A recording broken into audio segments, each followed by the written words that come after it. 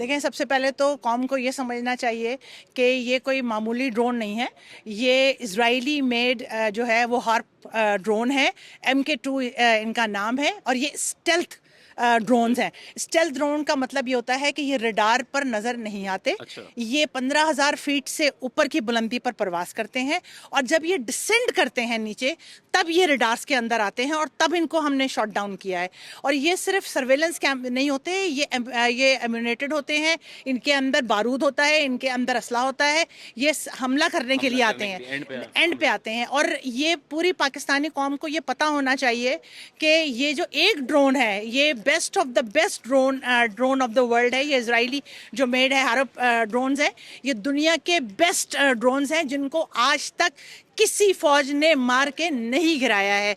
ये 25 पाकिस्तान में दाखिल हुए हैं और ये 25 के नसीब के अंदर अल्हम्दुलिल्लाह इनके नसीब में ज़मीन चाटना लिखा गया। पाकिस्तान की अफवाज ने ये 25 के 25 ड्रोन गिराए हैं।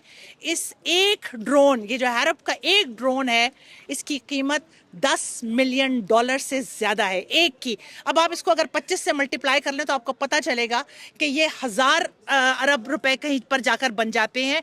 तो ये पिछले 48 घंटे के अंदर अंदर अफवाज पाकिस्तान ने अल्लाह की नुसरत के साथ भारत का जो माशी कत्ल किया है वो अनबिलीवेबल है और ये हिस्ट्री के अंदर नहीं है। एक राफेल की कीमत जो है वो $288 मिलियन है। 3 राफेल गिराए हैं, उसके अलावा सुकूबी गिराए हुए, मिग गिराया हुआ है। तो ये अल्हम्दुलिल्लाह पाकिस्तान की कौम को, पाकिस्तान की अफवाज के ऊपर फ़ख्र होना चाहिए, उन पर नाज होना चाहिए कि उनके जितने ड्रोन्स आए हैं वो सारे के सारे गिरे हैं। इन रिटर्न अब से थोड़ी देर पहले भारत ने जो स्टेटमेंट जारी किया है वो इस बात का सबूत है कि अफवाज पाकिस्तान किसी सूरत में भी इस चीज़ से गाफिल नहीं है। वो अपने मुंह से एक्सेप्ट कर रहे हैं कि पाकिस्तान ने कोई 15 से ऊपर सिटीज़ के ऊपर हमला किया है और उसके नतीजे में उनकी मिलिट्री की कैजुअल्टीज़ हुई हैं। यही वजह है कि वो इतना बौखला गया है भारत कि अब वो ड्रोन भेज रहा है, क्योंकि उसको पता है कि उसके पायलट तो इस कदर के नाकारा निकम्मे निठल्ले हैं कि उन्होंने फ्रांस की भी इज्जत को तबाह बर्बाद किया, आज उन्होंने इसराइल का भी बेड़ा गर्क कर दिया है। अब जिंदगी में कभी ना इनको फ्रांस असलाह बेचेगा ना इनको इसराइल असलाह बेचेगा। तो इन्होंने ये तो कर नहीं सकते थे, लिहाजा इन्होंने ड्रोन्स को भेजा और ड्रोन्स की भी किस्मत में अल्लाह अल्हम्दुलिल्लाह ज़मीन चाटना लिखा था। पाकिस्तान जिंदाबाद। देखें, मैं तो अभी थोड़ी देर पहले भी बोल के आया हूँ कि बहुत हो गया, अब इंतज़ार अब हो जाना चाहिए।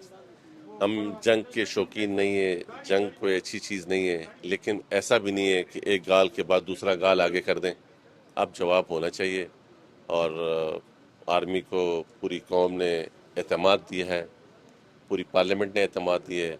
अब कोई करारा सा जवाब दें उनको, ताकि ये बुज़दिल लोग हैं, इनको जब तक आप जवाब नहीं देंगे इनको समझ लीजिए फासिस्ट लोग हैं।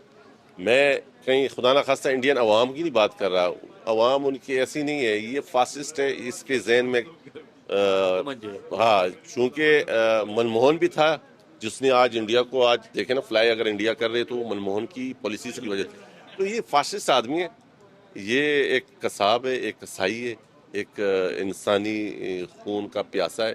तो इसको जब तक आप उसी के अंदाज में जवाब नहीं देंगे तो इसका मेरे ख्याल से एक अब बेहतरीन जवाब देना चाहिए, होना चाहिए। अब देखिए, सबसे पहले तो पाक फ़ौज को बिल्कुल जो लास्ट नाइट उन्होंने नाइट बिफोर जैसे इंडिया ने आके सिविलियंस को टारगेट किया, ये सिर्फ ये कोई जंगी तकाजे नहीं थे, ये खुद एक दहशत गर्दी थी क्योंकि आम सिविलियंस को उन्होंने टारगेट किया। लेकिन जो जंगी जहाज़ आए उनको इंगेज करके पाकिस्तान ने इनकैपेसिटेट किया। तो उनका एयर डिफेंस तो बिल्कुल, अब ये राफेल वापस तो नहीं आएंगे, अगर आएंगे तो they know that entire fleet is locked.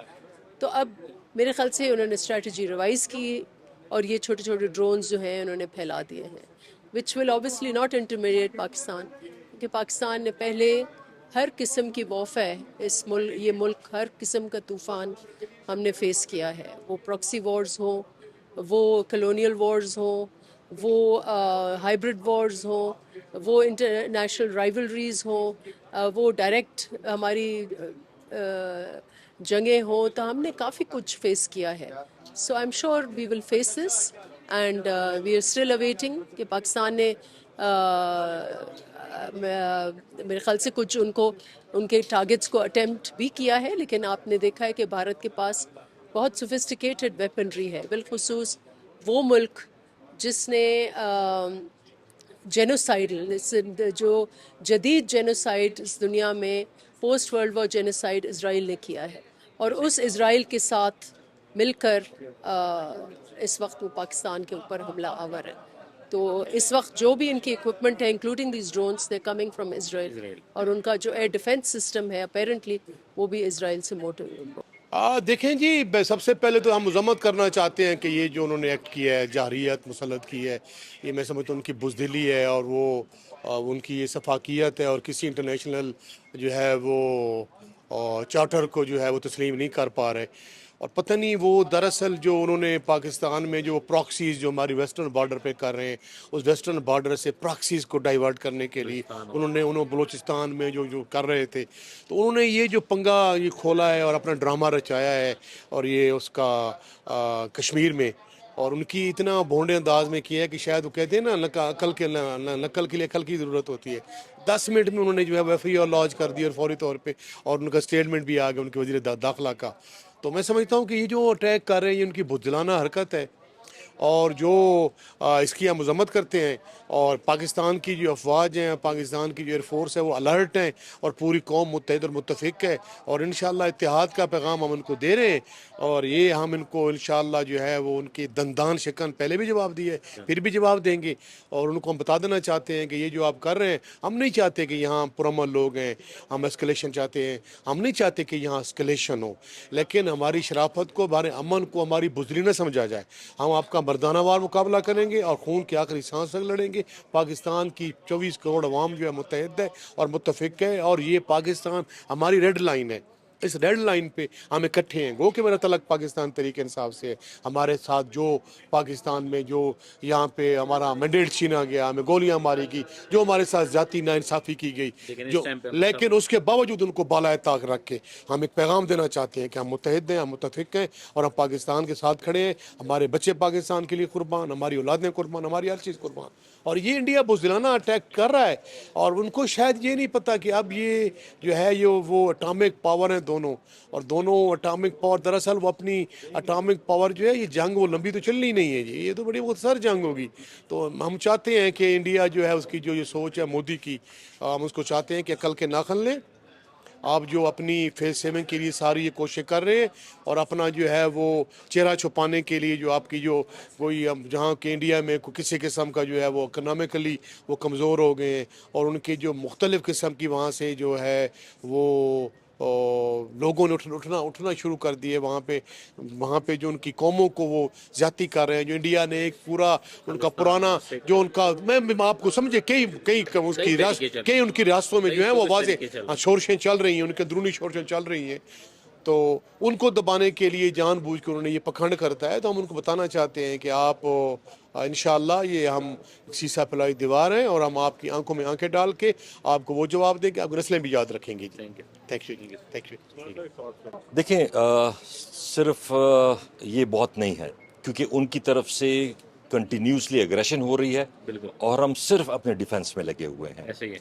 तो ये तो कब तक हम ये कहते हैं हमने मार गिरा दिया है, अब ये कितने मार गिराएंगे, कहाँ कहाँ मार गिराएंगे. इससे ज़्यादा एग्रेशन एक दिन उन्होंने की, 2 दिन की, और कभी कहते हैं कि जी ये यहाँ कैंप था, मदरसे थे, यहाँ पे दहशतगर्द थे.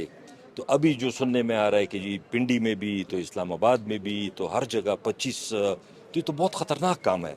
मेरे ख्याल में पाकिस्तान को भरपूर जवाब देना चाहिए, क्योंकि जब तक उनको अपना डर नहीं होगा, अगर हम सिर्फ अपने आप को बचाते रहें, वो सुकून से बैठे रहें, तो फिर तो मसला हल नहीं होगा. उनको चाहिए कि भरपूर उनको भी ये डर हो कि जी हमारे ऊपर भी कुछ गिरेगा, तब वो कुछ सोचने पे मजबूर होंगे. वैसे वो बिल्कुल सब्र नहीं करेंगे.